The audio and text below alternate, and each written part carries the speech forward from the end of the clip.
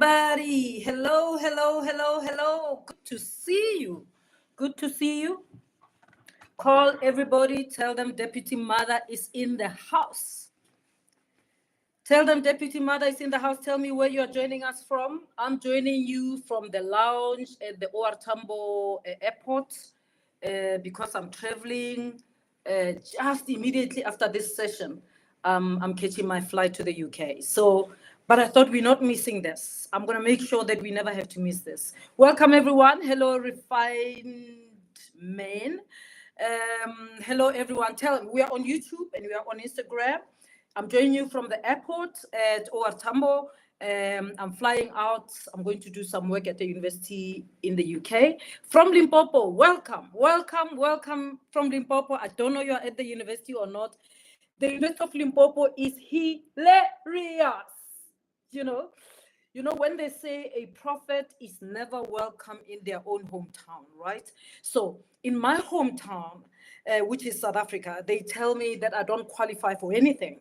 But quite interestingly, everyone in the world thinks that I qualify for everything. And therefore, most of my work happens outside the country. So as I'm speaking to you now, I'm on my way to the UK. I'll be working with some university in the UK. I'll tell you when I come back. Or if you follow me, just follow me and know. So everyone signing the register from vendor, welcome. Welcome. All the chommies from vendor are in the house. Limpopo, vendor is in. Where is Polokwane and where is Giani? Thank you very much, refined men. I'll travel properly. I'll travel well. Thank you very much. And I'll make you proud. I'll also make sure I always represent when I'm out there, not only South Africa, but the African continent. Welcome, everyone from Centurion. Where are my friends from Ghana? I'm waiting for my friends from Ghana. I see that UCT Zimsock, my Zimbos in the house. I'm a Zimbo. Welcome to all the Zimbos in the house. Good to see you. Welcome. Thank you very much. My man right there in Nelspruit. Welcome, Teresi. Really appreciate your support. I can see Nkwe on YouTube. Nkwe, my friend, thank you very much. You're a little bit late today, but it's better late than never. We haven't started. We're waiting for the room to get full. I'm at the airport. I'm flying out to the UK, but I thought I'm going to do this. So we're going to be welcoming people just for a few minutes before we start. I see someone saying they're from Teflop University, Prof. Mokhalong's University. You know, a university has gone bad when they start calling it by the name of the Vice Chancellor. It shouldn't be that way because it's a public university, okay? It belongs to me also because I pay tax, okay? So, welcome, nevertheless, people from University of Limpopo, Teflop. It's amazing that you leave your Vice Chancellor there and you still come to join me, despite the fact that they say I don't qualify. What do you think you'll get from me? You should ask them, right? Anyway, welcome, University of Limpopo. You're welcome. Lesotho, Botswana in the house. Sour sweets from Botswana, my favorite country outside South Africa. Zuko Kasimba from Cape Town. Welcome, Zuko. I can see you on YouTube. Petros from Namibia. Welcome. I love Namibia. Welcome, welcome. Call your people. I'm just waiting for the numbers. Today I can't go on too long because I have to catch a flight 15 minutes after 20 past 6. My flight is boarding. My flight to London is boarding. I'm going to be doing work in the UK for the next 2 weeks and I'll be back. Lerato from Hibirone. Welcome, Lerato. I'm sure you know that I did my Metrico Hibirone village. At that time it was Hebron College, Hebron High School. Let me see who's here, and I want to see that Mamelo is also in the house. Remember, today we're talking with Mamelo. We had a good conversation last week and I had excellent feedback. It's just been too busy. I thought I'll come back online and really thank you for your feedback, right? I haven't even gotten in touch with Mamelo to tell her the amazing feedback that I got about the session. People appreciate the knowledge that Mamelo has shared. People who were preparing for interviews felt that they were better prepared for the interview. But people, someone said, I'm a manager and I didn't know how to search for these skills. And Mamelo's input just help them also to structure their interviews when they interview people for jobs, so that they know that they get in the right people and not scams who just cut and paste from ChatGPT, but people who ethically use ChatGPT to enhance their performance. I see Gabriel joining me from Lusaka. Thank you very much. My favorite country as well, Zambia. My homeboys from Mabopani are joining me. I'm still waiting. Of course, I'm hoping that all the universities will join, especially Baisako University in Botswana, my favorite place. Dineo, welcome. Sands, welcome. Musoi, welcome. Glovo Pumpkin, welcome. From Kwakwa, Malumi Chabi, welcome. Where are the prefects? Where are the prefects? Andile Maduo and Mabusela, where are you? Marupi, welcome. Mamelo is joined. Okay, Mamelo is joined. So I will now go to start. I see all of you has joined. Sinokolo Maduba. Anyone who's in the Free State, University of the Free State, just nudge. Andile Maduo is the prefect of the University of the Free State. So I like seeing him here. And Mabusela from Limpopo in Cape Town. And I'm also waiting to say, I see Moya Habo from University of Johannesburg is in the house. So we have a few universities. And someone says, hi, beautiful. Oh, Wandile. Oh, there you go, melting my heart. Thank you very much. Thank you very much, Wandile. I accept the affirmation that you are sending good vibes. Thank you very, very much. Okay, now I'm going to call Mamelo on the line so that Mamelo can join us. Gosh, isn't Mamelo amazing? Mamelo was a great very last week. She gave us 5 points. If you missed them, please go to the YouTube channel and please, whilst we're talking about the YouTube channel, make sure that you subscribe. Get other people to subscribe. You know, we complain about toxicity online. We can deal with the toxicity by making the channels that push development and employment of young people and careers, development of everybody. We can push them to be successful.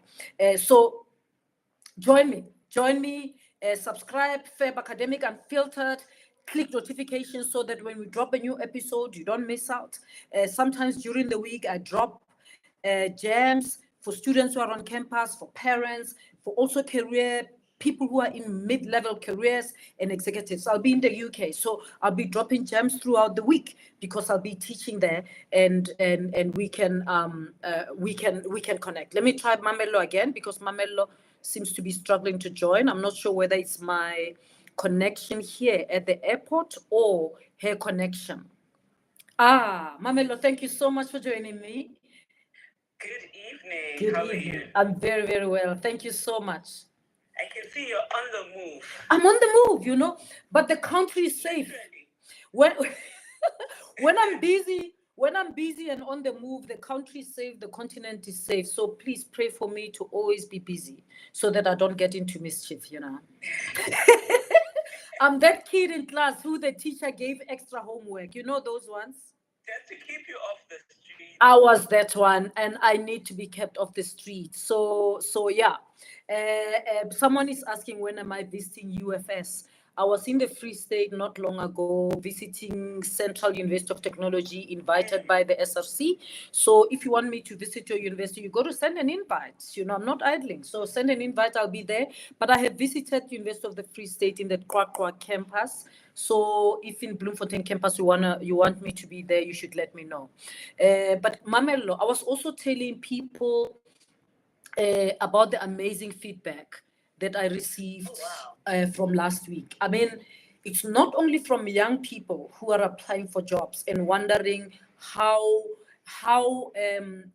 companies are recruiting today. It was also from people who are managers, who are running teams, who called me. Someone said to me, they keep doing interviews, they want these skills, but they didn't know how to get there, how to separate the beans from the coffee. And they said the 5 points help them a lot in terms of being able to suss out who are the right people. So thank you so much for your contribution. It's not only it's not a contribution to my YouTube channel, it's a contribution to the country and to the continent, because there are people from across the continent who joined. My friend Dr. Kwame in Ghana said to me, that was brilliant, and he said, I'll be there on Sunday. So you have actually helped a lot of people, and I really appreciate your generosity, and we're going to be doing it again today. And I see my friends who support me a lot here, Adiwe and Afiba. I love them a lot. Good to see you, Afiba.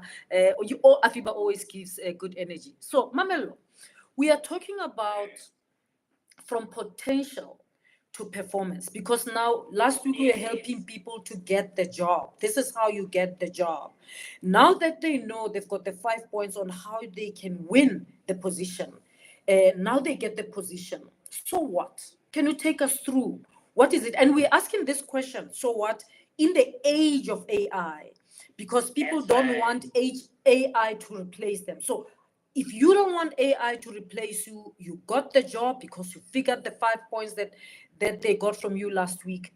How do I then cope in this job with the potential that I have? Yeah. I'd like to actually start by stepping back and saying, why did I throw that little comment in last week about from potential to performance? Yes. And frame it a little bit. So I frame the conversation today. Yeah. I've had the enormous privilege to work with a lot of young people, and I have a very strong bias towards early career professionals, because I firmly believe that the way you start your career, those first 5 years of your career, can really put you on a certain trajectory that will carry you through the rest of your career.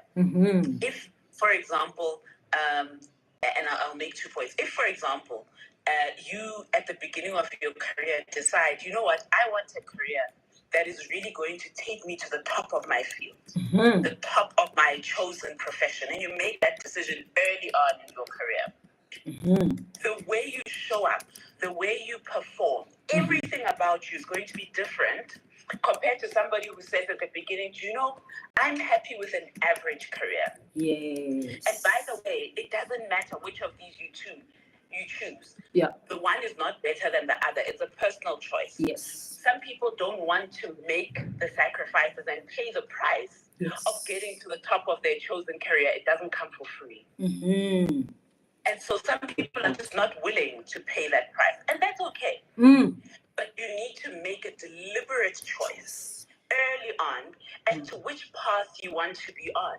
Yeah. You are currently at Airport Lounge, it looks like. Yes, I am.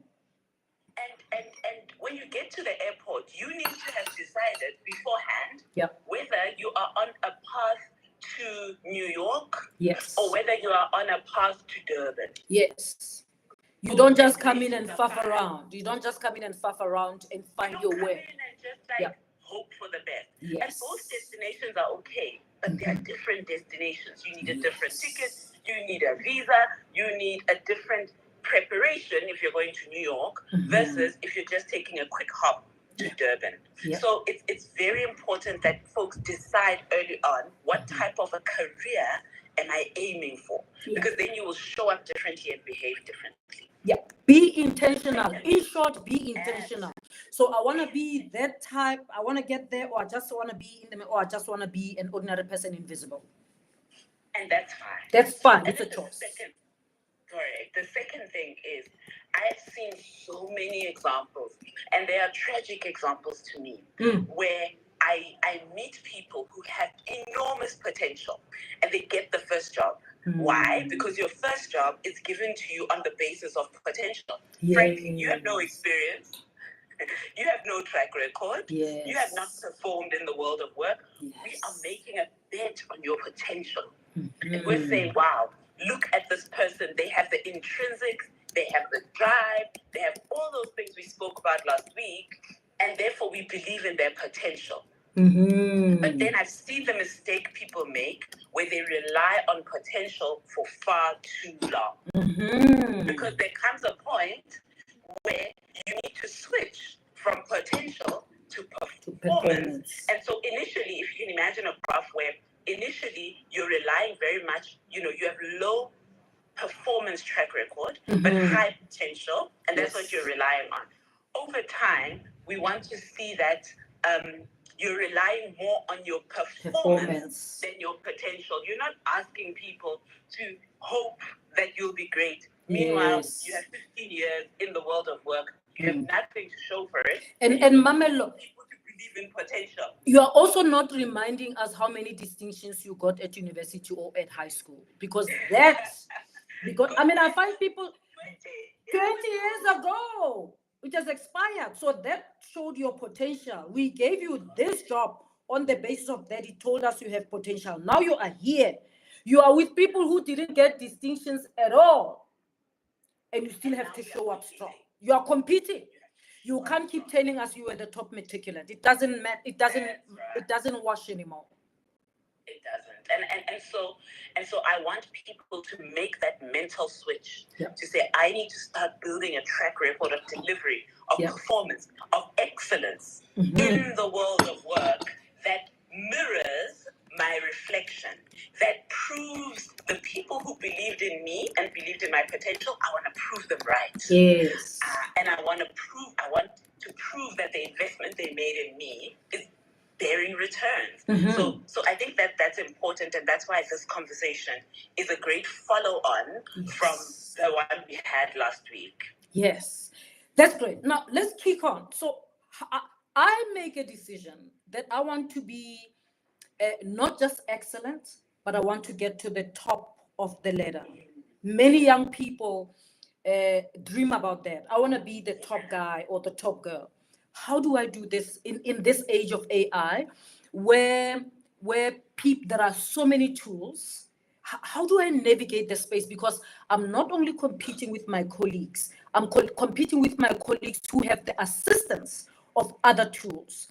Do I use them? How do I use them? And I'm specifically not positioning the AI tools as a competitor, but as a collaborator, and people use them differently. How do I make myself that I stand out from day one because I made a decision to show up strong, to get to the top? Yeah. The most powerful tool in the world, the most powerful, combination or collaboration in the world is the human plus the machine. The human plus the machine. Yeah. It is not the human or the machine, and it is not a competition between the human and the machine. The ones who are going to win are the people who understand that the human plus the machine is the power. Because there are things that a machine can do that a human cannot. Yes. But there are also equally things that a human can do that a machine will never be able to do. Yes. You know, there are things that a 2-year-old can do that AI cannot do. So the human plus the machine makes this incredible combo, but the human wants to stay in control. You want to be the one that is directing how you use the technology in order to achieve your goals, in order to make sure that you're able to step up your game, but not in a way, and we said this last week, and I'm going to emphasize it, not in a way that makes it easy for people to imagine how the tool can replace you. Don't make that easy. Yeah. Right?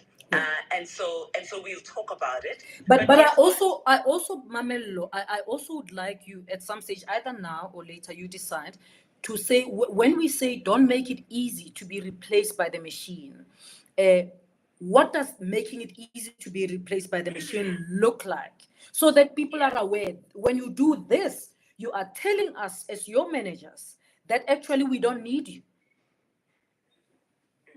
No, and let's talk about it. And you know, I think the folks who were here last week will probably pick up a pattern, which is that I like structure. Yes. And I like frameworks that work. And I'm going to stick to the 5 parts that we spoke about last week, because this is not only a framework for how you choose leaders or potential talent. It's about how you perform and what we're looking to see from you. And we'll talk about how those play out in the world of AI. Okay, so and in that process, I will answer your question, Oscar. Yeah. Good. So let's talk about the first one. If you recall last week, that Are you muted? You're muted. What happened, Mamello? We can hear you. Am I winning? Ah, yes. We're back. Okay. No, there's a reminder on my phone that tells me when I've used social media for more than 15 minutes. And then it tells me to get off. That's structure. That's structured, Mamello. The reminder. Not today, my friend. Not today. Yeah. So let's go to the first one. If you recall, we spoke about problem solving. Insight. Yeah.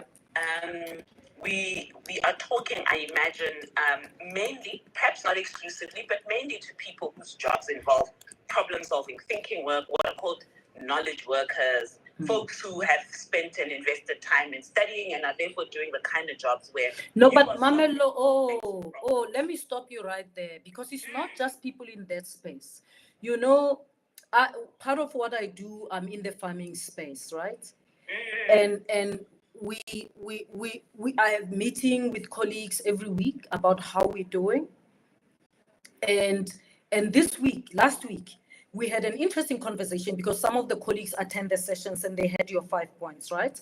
And so our staff on the farm report that our mortality in terms of the chicken, okay, so poultry and egg farm, our mortality has gone down, but and the productivity in the hen house has gone down by 5,000 eggs. So which means we produce 5,000 eggs less. Okay. Less. That's not good. And that's the end of the report. And then one of my colleagues said, "Oh, now insight. You see, they are not in a consulting firm. They're on a farm, right? Now, insight will ask the question, why 5,000 eggs? How many 30 tray eggs are there? You're losing. And how much is one? We could have sold one. So it's not because the birds died. What is it? So, and it's that thing that you were talking about. So it immediately triggered the need for insights. Okay, now give us insights. I'm not on the farm. Tell me, when you are in a space, you say, you don't wait for your line manager to ask you. You say, okay, but what could have led to this? So that when I give a report, then I can say, this is the productivity has gone down. We checked. These 3 could be the possible reasons. We are excluding reason number 1 because blah, blah, blah. Reason number 2 because blah. Now we want to hone in on reason number 3 or whatever. Or we need because of reason number 3, the way it is, now we need a vet to come onto site. And do you see what I mean? And that's exactly, so it's not just consulting, because some people think it's only consulting. Even a teacher at school, if a child was getting 75, and suddenly the pass mark in the average mark in class is now 35, you don't just say, these buggers, they don't study. You start checking. What's happening? Could it be the timing? And that's insight. So I think it applies across, actually. I love your example. I absolutely love your example, because and I was not suggesting that these skills only apply in consulting or in banking or in engineering. These skills apply across the board. Let me give you a great example, because I love stories. I worked with a gentleman when I was in Vodacom, and he was the barista and the executive floor. He was the guy that made sure everybody had the right beverages and refreshments and so on. And I remember one day I came to him and I said, "Can I have a rooibos tea with lemon?" And he said to me, "No, the lemon, unfortunately, is not something I offer as a standard." Oh. I said, "Oh, but you've given me rooibos with lemon before." And he said, "No, I was just being generous then, but actually, if I look at my standard menu," and I said, "Okay, but what's going on?" And he said, "Mamela, I've been listening, and I heard that we are in a cost efficiency program. Aha. And I am implementing cost efficiency here is my sphere. Wow. And therefore, if you would like lemons, I suggest you bring your own lemon. And then I will, but otherwise I can offer you anything else on my standard menu. And I loved the proactivity, the leadership. Yes. Nobody told him to manage costs. Nobody. Yes. But he was thinking about it. He was connecting the dots. Yes. All right. But also he could have said, even if somebody had told him, I mean, we don't know whether somebody, because if you say, I can't give you lemon because my line manager says, you're also removing agency from yourself. You're selling yourself short. Absolutely. It means when you don't have problems, so you don't have insight into what we're doing here. Correct. So here's some practical things that I want people to think about as they do their work, when they think about elevating your work from pure problem solving, providing the data, to insight, right? The first one is a very simple but very powerful tool called the 5 whys. And it doesn't matter whether it ends up being 3 whys or 6 whys, but you have to keep asking why. When you see a trend, when you see a data point, when you see something unusual in a pattern that you've come to expect, then you have to ask why. But the important thing is not to stop at the first why. Okay, that's important. To your second order. Third order insights. And remember, we spoke about that last week. So when I noticed, the example you made was so great, that we're losing productivity on the farm. Why? Why? Oh, it's because, most of the chickens are now laying every 24 hours instead of every 18 hours. Okay. But why? Why? Why? Until you get to the root cause. Until you get to the root cause and you focus and have the discipline to push yourself to root cause problem solving, not just surface level or symptom level. Superficial. That's important. And it's such a basic thing, but you'd be surprised at how few people keep asking why. Most people are satisfied with the first why. And then they think, I have the answer. And you're going to solve the wrong thing when you're focusing on the first why. So that's the first tip. The second tip is when you're using the tool, when you're using a generative AI tool, whether it's ChatGPT, whether it's Gemini, whether it's any other, and there are so many. There are also some that we don't like, but I don't have enough money to defend myself from those. I will not mention any names. But whatever tool you're using, friends, listen to me. Do not accept the first answer. The first answer, no matter how good your prompt is, and make sure your prompting is good and get better at prompting. But do not accept the first answer. The first answer is simply like the first why. It is not nuanced enough. It is not contextual enough. It is not human assisted. And so you have to interrogate the first answer. You have to go deeper. You have to prompt the model, the large language model, to go deeper. You have to ask, what is causing whatever the trend is? You have to ask, if I were to look at this from a different perspective, what would the answer be? So engage in almost in a conversation and a learning conversation with whatever the large language model you're using, so that your answers that you're getting from there are as sharp as the machine can make them, and then you still apply your mind. But you need to make sure that you're not accepting the first answer.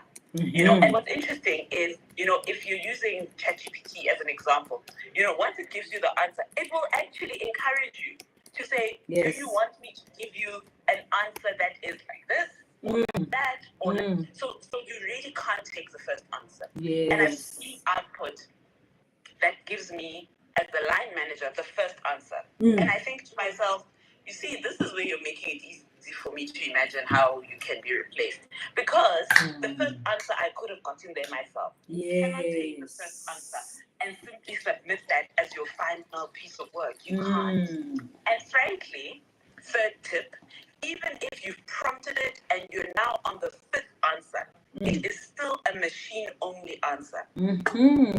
I want to know your insight. You have more contextual insight. You are closer to the problem. You are living with this problem that you're trying to solve day to day. And so once the machine has given you an answer that is based on, let's be honest, just internet research. These large language models are not sentient. They're not human.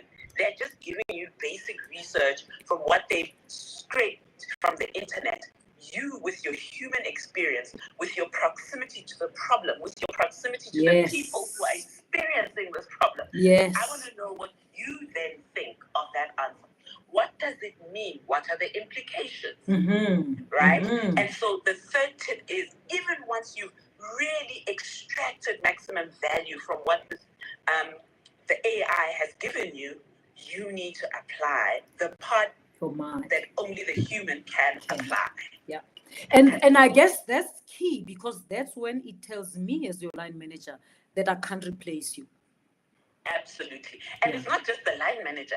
It's telling me as your client, me as your customer, me as your peer.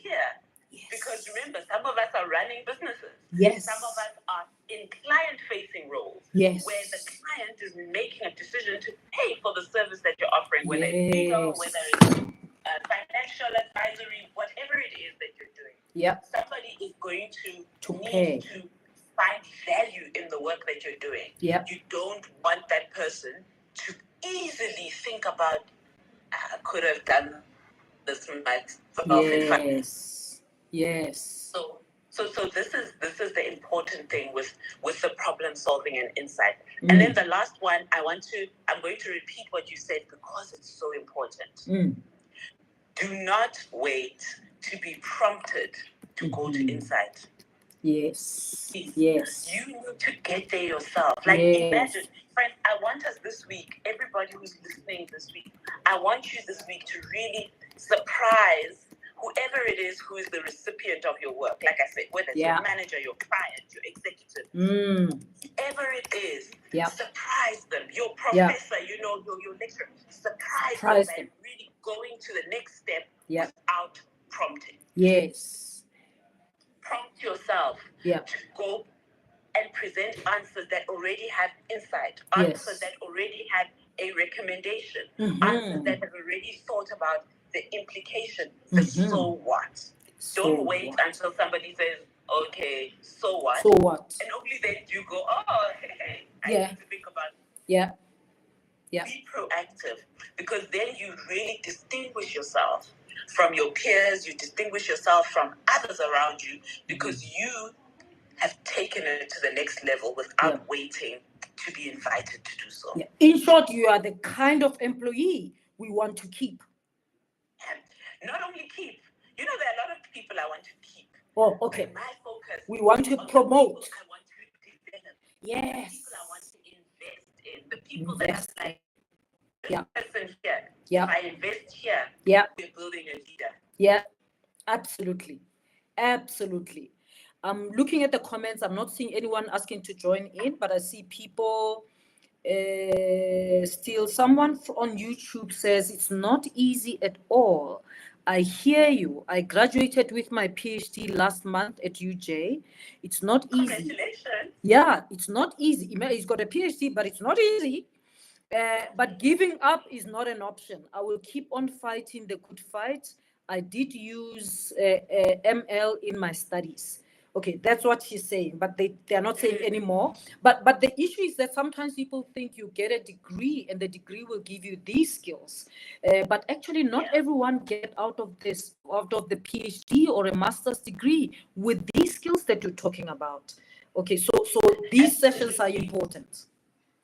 And also, the things we learn in our studies, they give us some tooling, but this stuff is about continuous learning. It is not easy. The truth in that statement, and I love the vulnerability of the person who posted that, because it is not easy. It's not easy. And it is a daily discipline. Right? And it doesn't just you don't get to a point where it just happens automatically. This Yeah. is about work. Yeah. Right? And this is why I even said earlier that if you want to get to the top of your chosen profession, and it doesn't matter what that profession is, Yes. it is not easy. It's not and it easy. is not free. Yeah. So Dr. Kele, congratulations. We are with you and appreciate your vulnerability. It's not easy at all, but giving up is not an option. Let's get to number 2, Mamela. Let's go to number 2. And Yeah. number 2 is so cool because, you know, when we talk about practicality and effectiveness, remember? Yeah. Yes. This is the age of AI where we are able to be so much more efficient because the tools that we have are continuously improving. You know, they're continuously improving. We're no longer using an abacus.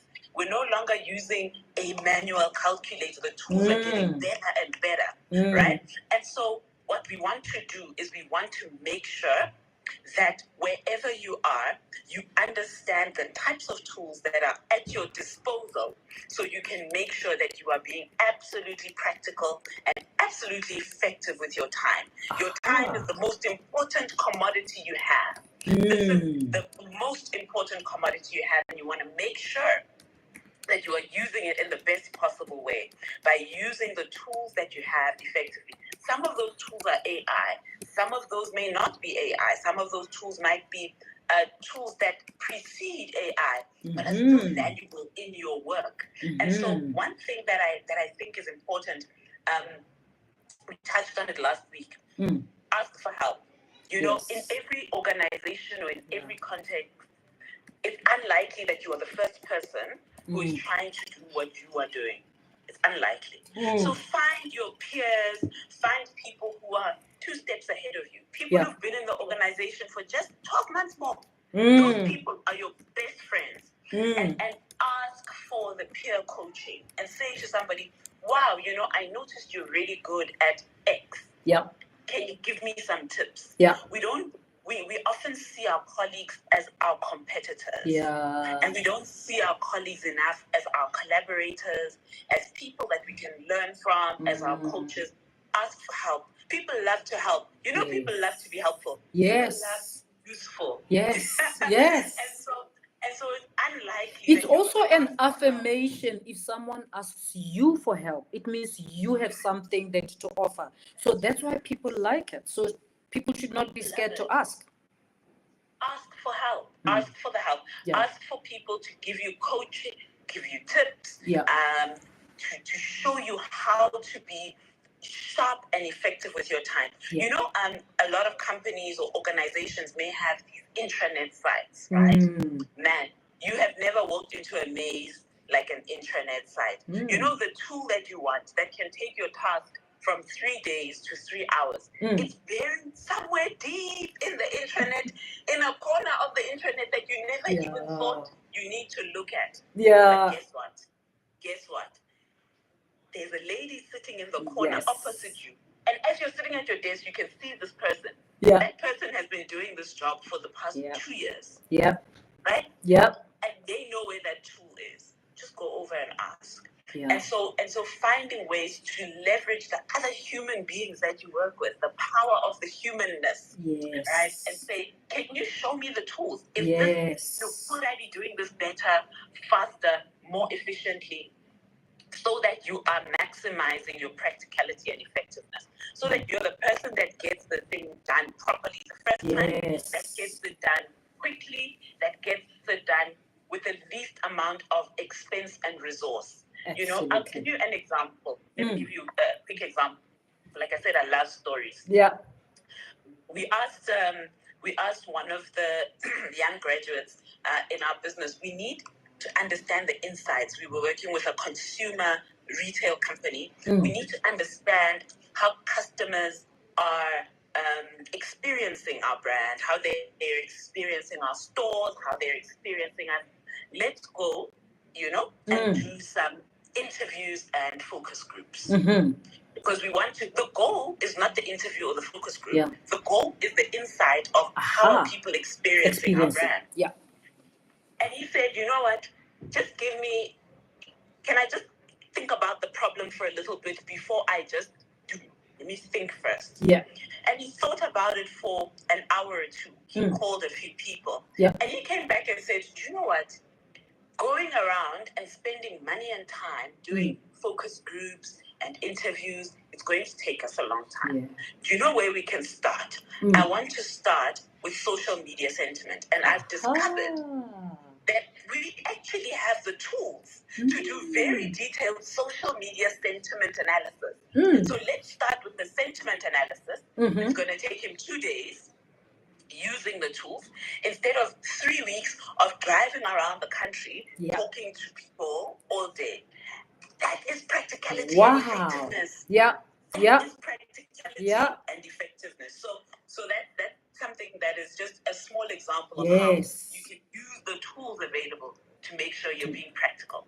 Absolutely. But that's interesting, because you all are there and you're all senior, and here's someone who says, let me go think, and then they are also not scared. So the other thing is, sometimes newly appointed people are scared to make these suggestions. But here's the thing: make the suggestion. If you get a no, it's okay, but at least make a suggestion. 9 out of 10 times, it will not be a no, because it doesn't cost the company anything. You already have the tool to do the analysis, and you can, so, and it's going to take an extra 2 days. It saves money rather than going out. You do it here. So people should not be scared to ask, to make a proposal to the seniors. Absolutely. Which brings me to the next point, right? Which is about leadership. Yeah. Because that was a leadership moment. Over and above being a problem-solving moment, a light bulb, over and above being a practical effectiveness moment, it was also a leadership moment. Exactly. Having the courage to say to somebody senior, I have an idea. Yes. Let me suggest something. Let me, bring my thoughts to the table. And leadership, people imagine, and this is a big mistake. It's a big mistake, which has nothing actually to do with AI, but I think it's very important in differentiating you in the world of AI. Is people imagine that I will show up as a leader when I'm given people to lead. So people are sitting there going, one day when I'm a leader, they will see me. Yeah. One day they will see me. But you are already a leader. Nobody is going to give you a leadership position unless you have demonstrated, not just told us, demonstrated that you can lead. Yeah. And the first and most important person you need to lead is yourself. Yeah. And if you're not diligent and disciplined about leading yourself, nobody is going to trust you to lead other people. Yeah. And so leading yourself, what does that mean? It's the things that have been spoken about for generations. Showing up on time. Yes. The discipline to always deliver reliably. You know, when people are reliable. Yes. Yes. The discipline to be the person that I know I can trust this person to deliver. Taking initiative, like saying, hey, why don't we do it this way instead of that way?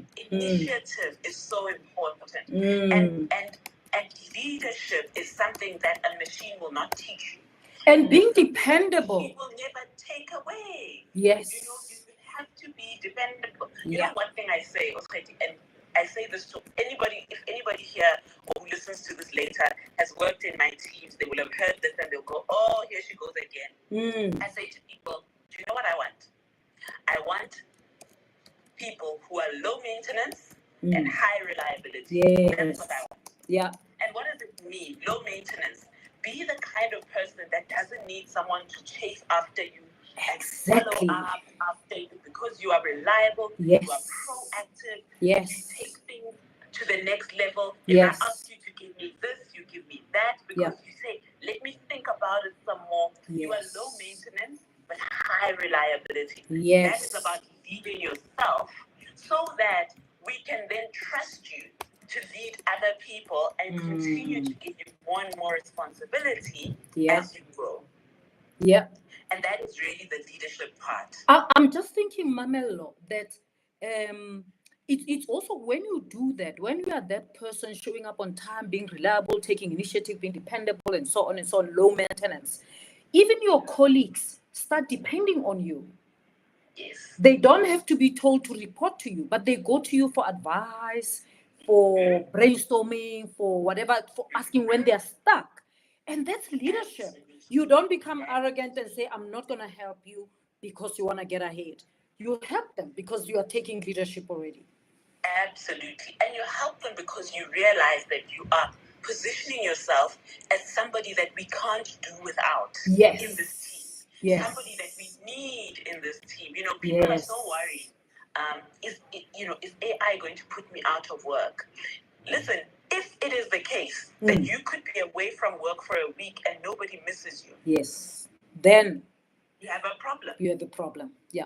You have a very serious problem. Yeah. But you want to be this person, like you said, where your peers rely on you. Yeah. They value your presence in the team because you are open, you are helpful, you are proactive, you are taking things to the next level. Yeah. And that's what we want to see. Exactly. That's leadership. Absolutely. This is so helpful. The comments are great. I can see the comments. I'm not going to read them because it's going to take time, but people are feeling that this is very useful, Mamelo. So thank you again. Let's go to the next item. Let's go to number 4. Yeah. And number 4 was around communication and presence. Yes. Remember, the interview is a communication moment, right? The interview is a very important and powerful communication moment. But guess what? When you show up at work, every day you have these powerful and impactful communication moments in terms of how you show up, how you communicate, how you articulate yourself, and the presence that you bring. Because every day you are trying to sell an idea, influence a decision, collaborate with a colleague. And so in all of those moments, how you are able to communicate, particularly communicating about the work that you have done. And number 1, and also communicating, by the way, as you reflect on work that others have done. Because you're part of a team typically. And if you're able to say, wow, Katie, I'm so glad to hear you talking about XXX that you are doing, because in my work, I also have an insight that could be helpful for you, or I could benefit from what you're doing to strengthen what I'm doing. So there's all these moments of communication, all these moments of presence. And so it's important that you don't get to work and then sit in a corner and shrink away, and not say anything. We want to hear from you. When you're in meetings, we want to hear from you. You have something unique to add to this meeting, to add to this work that we are doing, and we would like to hear from you. Too many people think, I'm too junior, I'm not experienced enough. Everybody in the room has PhDs and I don't have PhD. Yeah. Everybody in this room has 25 years of experience and I have 2.5 months of experience. No. We want to hear from you. And sometimes it is intimidating to speak up in a room full of people who are very experienced, very confident. Some people are very loud. Some people's presence is very overwhelming. How do you speak up? How do you find the courage to say something that will be adding to the conversation? And sometimes I say to people, ask an insightful question. Yes. You don't have all the answers. Sometimes it's somebody asking an insightful question. And you know what an insightful question sometimes is? Sometimes an insightful question is, why are we doing it like that? We've been doing it like that for the last 50 years in this world. Why are we doing it like that? You are new. You're new. So you're able to bring a fresh pair of eyes. And a fresh pair of eyes is super valuable. Exactly. So So so that's one thing. Ask an insightful question. Another type of contribution you can make in a meeting is synthesize. Sometimes, like for example, we've been having this conversation now for the last 40 minutes or so. Yes. And maybe there's somebody sitting in the room who's new who can then say, so what I'm hearing is this. And synthesize. Yep. Right?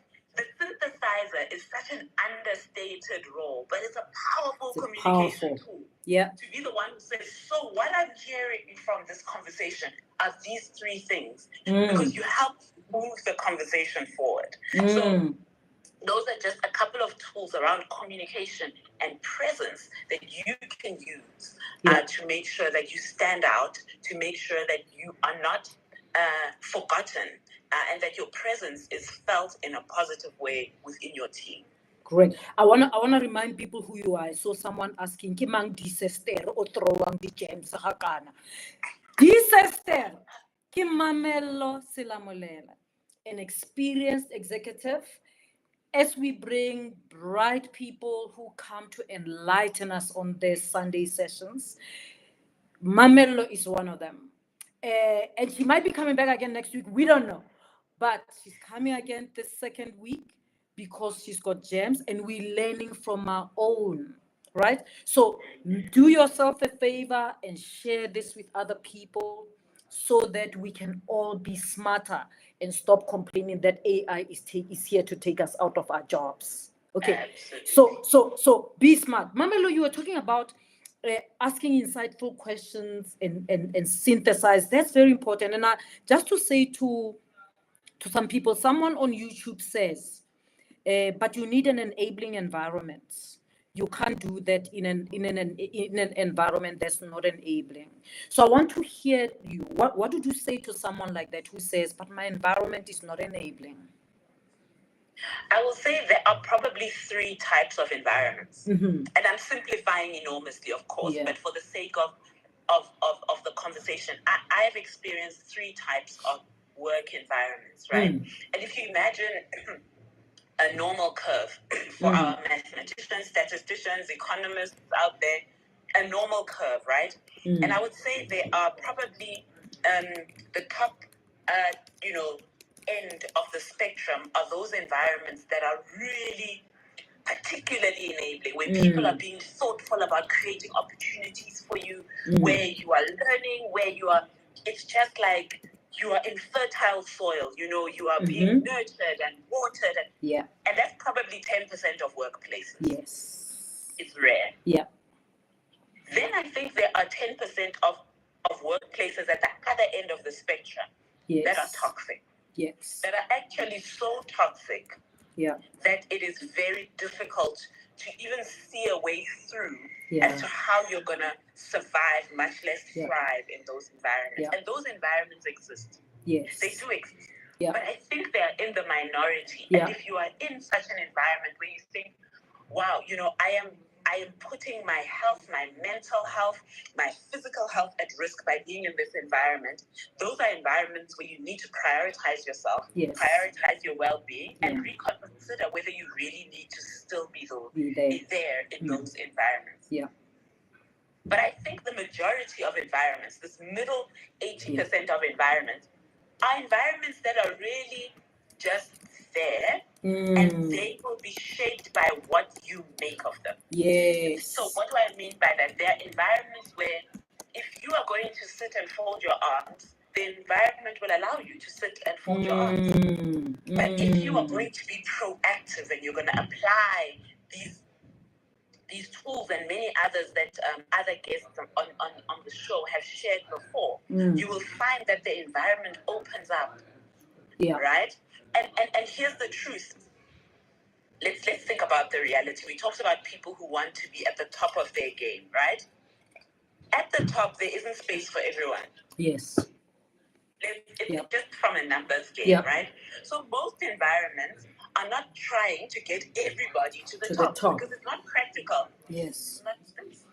So most environments are happy to have most people just being there, just continuing with their daily life. But they are on the lookout for those who are demonstrating particular acumen, particular leadership, particular potential, so that they can be elevated. And I think most environments, you'll find that you only see the enabling characteristics of the environment. You only discover it when you start showing up in a certain way. Yes. And you start getting opportunities that are not necessarily openly available to everybody. You start getting access, you start getting exposure, you start getting interesting assignments, etc. And so I think most environments require us to show up a certain way, to demonstrate a certain willingness and potential and drive, and the environment will open up. Great. But if you are in an environment that is at the top end of the spectrum, I want you to appreciate that environment. Yes. Don't take it for granted. Yes. Use it. Yeah. If you are in the bottom toxic environment, friends, don't compromise your health. Don't compromise who you are, your values, if you are in such an environment. Yes. But if you are in most environments, you need to activate the environment to see you as somebody to enable. Yeah. Let me I talk. hope that's helpful. It's very helpful, Mamelo. I want to talk to the toxic because I saw someone saying, so what do we do in this? How do we navigate? Mamelo is right. Don't sacrifice yourself, right? Some young people say, Prof, I want to get out now, but you don't have a job. And I often say, don't get out if you don't have a job. Okay? Yeah. So what you do, of course, you can lie low, look for a job, and get out as soon as you get a job, even if it pays a little less, if there's opportunity, because you are preserving yourself, right? And here's a tip, Bana Babuchai. Even when you leave you get out of that toxic environment and it wasn't happy, don't write that experience on social media and rubbish the company. Don't, right? Of course, if you're at a high position, whatever, it will be known the contestation. But some people are really at the lower level. They are not even, nobody knows them, and they go onto social media and write detail about this environment is toxic, and people can work out which company.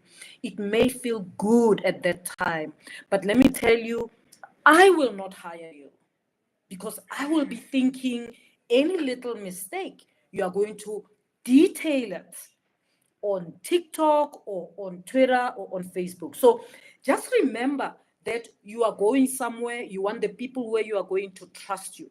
And you also have to find a way to tell your story about why you left the other company. Remember that when you ask, you don't say I left them because they are toxic.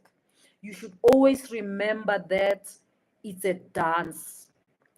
Work, employer-employee relationship is a dance, right? And so be smart about how you craft the story. They may go out to rubbish you if you are a top dog, if you are in a top position. Just leave them. You don't have to tell the detail. You don't have to tell your whole story. Let them stay with their story. And the people who really are looking for your talent will find you. But if you just go out and fighting a big multi-million rand company, let me tell you, you will not win. Ultimately, you might end up losing. So let's be smart about this. Remember that on the Sunday sessions, we want to win. I love it. Yeah, we are here to win. We are here to win. So you'd rather just keep it inside and appreciate what they have taught you, appreciate the time, appreciate the lesson, and move on. It's smarter to do. Lessons. Maybe Take the you've lessons. learned what not to do. Yeah. Maybe you've learned this is the leader I don't want to Yeah. be. But also remember, it's a small world. It's a small world. A small, Yeah. small world. Yeah. And it's important that you preserve your own integrity, Yes. your own dignity, Yes. your own values, Yeah. as you move on to the next thing. And I absolutely agree and want to endorse everything that you said. Be smart about it. Yeah. Make sure, friends, you have the next job lined up. Yeah. Not all of us, let's be honest, we don't all have the bank of mom and dad Exactly. to rely on. Exactly. So let us make sure we are being smart about how we manage our careers. Yes. And I was going to also, just before we move to the next point, we'll take a little more time. People will be patient a bit. We'll go beyond 6. When you said ask an insightful question, young person, new employee, and so on, I have seen environments, and I know I've been in a very enabling environment when a young person and someone would say, Kheti, what do you think? They're giving you an opportunity. Top 10% Top 10%. And sometimes they would be saying, Kheti, you always have a good idea. What do you think? We want, because you asked once and then they know. So when you are new and you see people, don't say, they put me on the spot all the time, whatever. Grab the opportunity, synthesize, or ask an insightful question, as Mamelo said. Yeah. Okay. Absolutely. Let's land this plane to take advantage of where you are in the analogy. The last one is about team and role modeling. Yes. And I want to link it to now what we've just spoken about. The environments that we are in are not only environments that we experience, they are also environments that we shape. You, no matter how junior, no matter how new in the environment you are, no matter how visible or not you think you are contributing to shaping the environment by the team member that you are, by how you role model. And so in the context of enabling versus toxic environment, you want to make sure that you yourself are shaping the environment to be enabling for others. Yeah. It's extremely important. Toxic environments are not just toxic out of the blue. It doesn't just happen organically. Yes. It's because people are not shaping them to be environments that other people can thrive in. And so we have a responsibility. We have a responsibility not only to ourselves. The first few talk about how we make sure that we are thriving. But if you want to thrive in this world of technology, you need to be somebody that is also helping others to thrive. It is not a zero-sum game. Yes. And sometimes think it is Hunger Games. You go to work and you think it's Hunger Games. No. You need to be the kind of team member that is creating an enabling and an empowering, a positive, light environment for other people. And sometimes it is the people who simply come in with that positive energy on a Monday morning that really make a difference to a team. Yes. Right?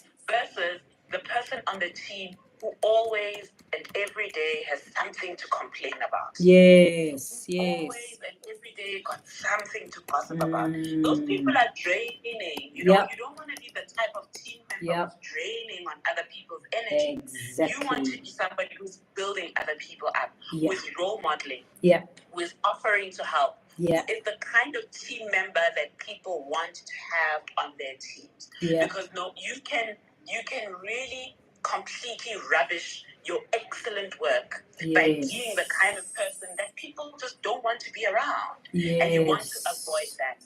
And that starts long before you are a manager responsible for other people. How you show up even as an individual contributor. And we all start our careers as individual contributors.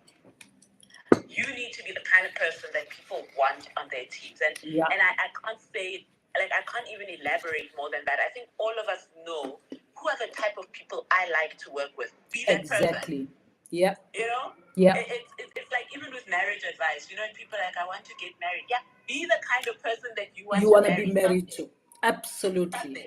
Absolutely. So I think this piece around team, because the human is always going to be at the center of work. And humans want to work with other humans. Clients want to buy from other people. People buy from people. People hire people. People promote people. You want to be the kind of person that other people want to be around, that other people want to include, that other people want to invest in. And so you want to make sure that as a team member and a role model, you are showing up. Great. Mamelo Refilwe is asking the question, how do you position yourself as the quiet leader the kind of leader who leads more by example and is not loud about it? How do you do that? Rufino, your question is so important, and I want to reframe it, and I hope I'm not taking away from what you're asking by reframing it a little bit. But there's been quite a bit of research done around introversion and extroversion, and people imagine that extroverts are always going to be the leaders, the big personality, the loud person, the life of the party, the person you can't ignore. Yeah. But it's not true. Yes. It's not true. There's no correlation between introversion or extroversion and leadership. Right. So that's the first thing we have to remove as a mindset. Just because you're an introvert, just because you're perhaps quiet, doesn't mean you're not a leader.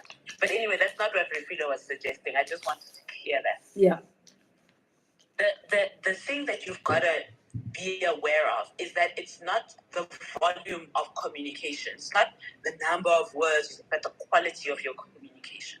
So whether you're a leader or an individual contributor, if you're quiet, it's about making sure that when the moment presents itself, or when you create that moment to say something, you give really thoughtful quality input. People who talk a lot, oftentimes they don't think before they speak. Yes. They just go. Yes. But there are these people who are quiet, but they're thinking, they're listening. Yes. Right? They're listening.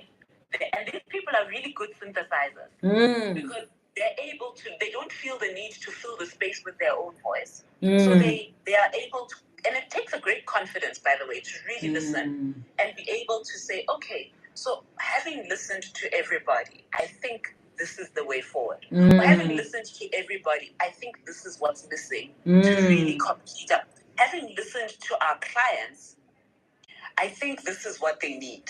So as somebody who's quieter, you have the benefit of being able to listen, to be thoughtful, to be strategic in the communication. And so you really have that advantage over the advantage of volume and loudness. Yes. The second thing, Refilwe, is that your work will not speak for itself. Yes. Okay? Your work does not speak. Your work doesn't speak. It doesn't say anything. Yeah. You need to speak for your work. You need to speak for your team's work. You need to find those opportunities to say, let me tell you about what we are working on. Right? Let me share with you some of the great new discoveries that my team is making. Let me share with you this great insight that we discovered with my team. I could really talked about leadership. Yes. Let me tell you this new insight and how it might help in what that other team is doing. You need to speak for your work. Yeah. Your work will not speak for itself. It's a myth. This is not school. When you're at school and you're writing an exam, the exam speaks for you, right? Because you're not there to take your exam. That's where your work speaks for itself. In the world of work, in the world of business and entrepreneurship, your work does not speak for itself. You need to speak for your work. Entrepreneurs, don't rely on word of mouth. Yes. All those things reinforce. You need to talk about your business. You need to talk about what you're great at. You need to talk about what you offer. Invest in marketing, because you need to speak for your work. And so make sure that even if you are quiet and you prefer to be quieter and in the background, build up that skill to speak for your work, to speak up for your team, so that you are continuously at the forefront and top of mind for what you are able to do and what you have delivered, so that your track record is known and visible to others without arrogance. Without arrogance, yes. I wish we had time to unpack what arrogance looks like in these environments. There's someone who's trying. we have, Mamelo, we have seen, when you say without arrogance, we've seen, I've been in interviews where you have a young person, brilliant, you can see this is a smart person. They come into an interview with so much arrogance. They go throughout the interview with so much arrogance that at the end, as the person who's going to line manage this person, I'm like, I don't want this guy. I'd rather get that one with a good attitude, we can train them for the other stuff that the other one has. Exactly. So and unfortunately, usually it's the very smart young people who have been winning prizes through their lives, through their whatever. Everybody praises them, and they walk into the interview with a big head, and that is such a turn off, right? Nobody wants to work with someone like that. Those are the people who will find it difficult Yeah. to make that shift from potential to performance, because they're not willing to learn. Yes. They're not open to feedback. They're not willing to ask for help. They're not willing to do all these things. And so they're arrogant on the basis of their potential and what, but they never grow. Exactly. They don't have a growth mindset. Absolutely. I saw that Maletali Mambi has been wanting to ask the question, but she doesn't write it in full. And she kept saying, and how do you enter discussion even? I don't know what you mean. And so we unfortunately, she keeps rewriting it, but she doesn't do it all. You know, people are asking for your Instagram handle, Mamello, but of course, I know you're not on social media a lot. You just have an account. So they might be very disappointed. Yeah, she's got an account. No, but I'm on LinkedIn. LinkedIn. People can find me on LinkedIn, Mamello Slamlela. Yeah. And the reason I'm not on social media, I'm not anything against social media, but I realize I cannot compete with an algorithm. So I know myself. You know, let me just manage. Okay, we're not going to get into that because that's not our conversation today, but one day we will. One day we will. I see Trevor is saying, I also struggle sometimes transforming my potential into performance. Any advice? Trevor, listen to this video from the beginning because I think Trevor has just joined us. Trevor, just listen to this recording on Instagram or go to Fab Academic Unfiltered and listen from the beginning. You might even benefit much if you listen from last week's session, because this is a follow-up to last week's session, right? So listen to Sunday session 2.8. This is 2.9. You will learn a lot because there's been a lot of wisdom coming from this conversation with Mamello. Mamello, thank you so much once again for sharing your wisdom. I will catch up with you because I feel like there might be another follow-up. I don't know, but otherwise, the rest of the people know that we are here every Sunday.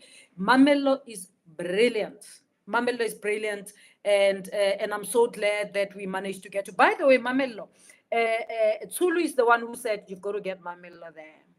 Oh, really? Yeah. As I was brainstorming the sessions,